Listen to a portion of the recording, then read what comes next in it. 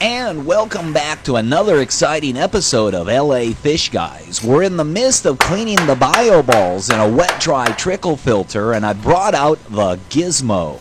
The Gizmo essentially is a canister filter with a pleated cartridge inside of it. It's driven by a little Iwaki centrifugal pump, and we're going to use this to clean the debris from the bio balls. So far, everything's gone pretty slick and smooth. We've got the discharge side secured with a clamp inside the open end of the wet-dry trickle filter. Now what we need to do is prime the water pump, and there's only one way to do that.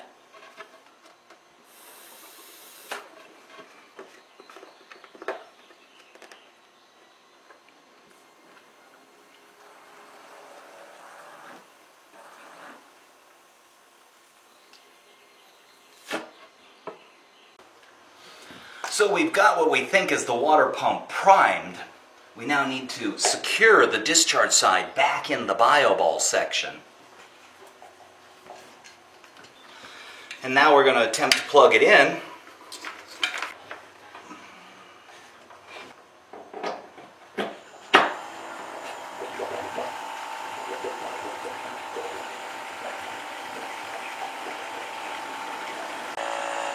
So the canister filter and water pump are primed now. Here we've got the intake down in the opened end of the sump. And here's the discharge clamped to the bio ball section.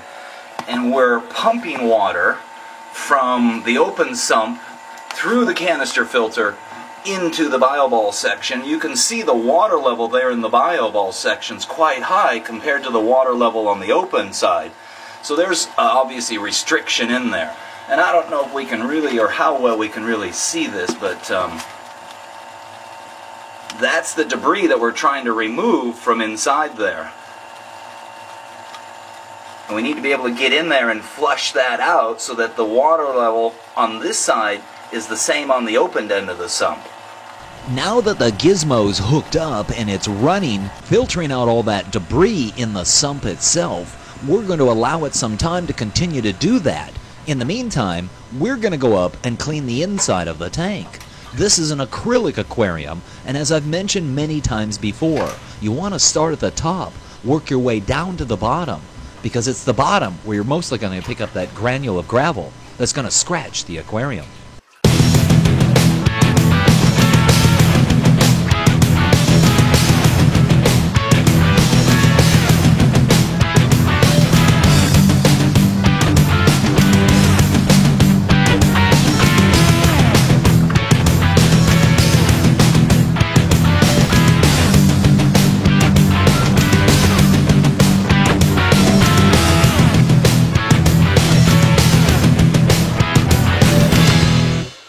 So while I'm vacuuming the sand, and this is sand, not live sand, just regular sand, and I'm not vacuuming it out of the tank, I'm regulating the siphon so that it only draws it up to the top of the vacuum tube, and then I can control it by releasing that pressure or flow here.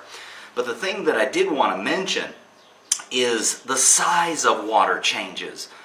Now typically 10 to 20% a month has been recommended. And that's a very good guideline.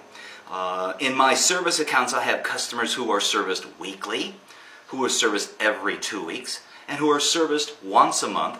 There's even a few that are as needed every 2 or 3 months. You have to decide how big a water change you can do based on the frequency. If I was here every week, this is a 55-gallon tank, and if I was here every week, 5 gallons would probably be the better number. It's not that large that it's going to cause any real stressful issues.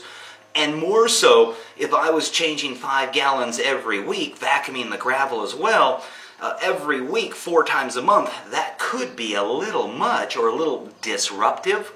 So if I was doing it every 2 weeks, I might only do 10 gallons that every 2 weeks.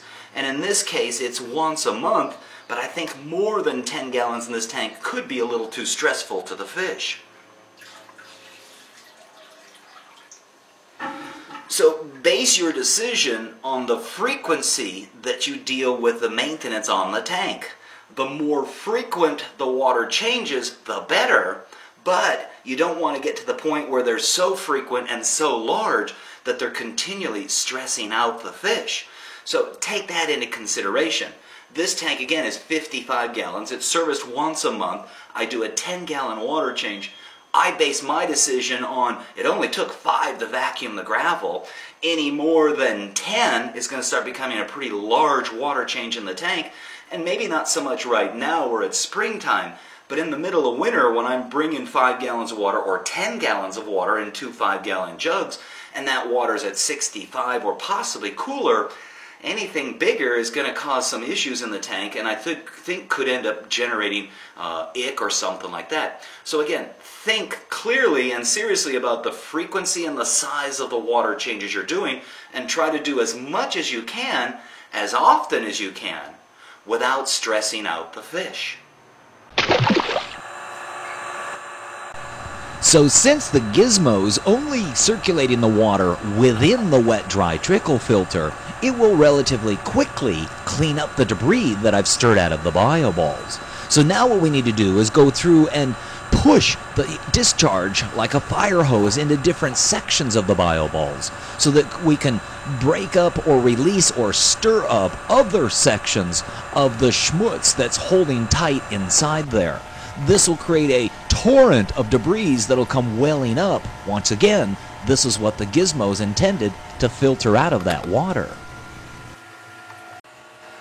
So we're going to go ahead and let that run for a little while, filter out all that debris that we're blasting out of the BioBall section, filter it out into the canister, the pleated cartridge. In the meantime, we can go ahead and change the pre-filter filter pad that goes in the internal overflow. Now, I did mention that this tank has an internal overflow. You can see there's the box right there, there's the lid, there's the return line that comes up inside the overflow, and down at the bottom is our pre-filter, which I'm sure is filthy because it's got a lot of debris trapped in it. But that's trying to pre-filter a lot of that debris from actually getting to the BioBalls itself. Since the internal overflow is the height of the tank, and the tank itself is 30 inches tall, I'm all the way up to my armpit, reaching down to the bottom of the overflow. And you can see there that there's a tremendous amount of stuff trapped in that filter pad. So here's the standpipe. Notice how it's all slotted so the water can pass through. The filter pad is wrapped around it, so this becomes a pre-filter. It pre-filters the water before it goes down to the BioBalls. But you can see it's doing its job. There's a tremendous amount of debris trapped in that pre-filter material. It doesn't eliminate 100% because that's why we're here today, is to clean the remaining balance out of the BioBalls themselves. So we're going to put a new filter pad around the standpipe, put it back inside that internal overflow. So come on back for part 3 as we show you how good a job the Gizmo does by removing the debris from within the BioBalls of the wet-dry trickle filter.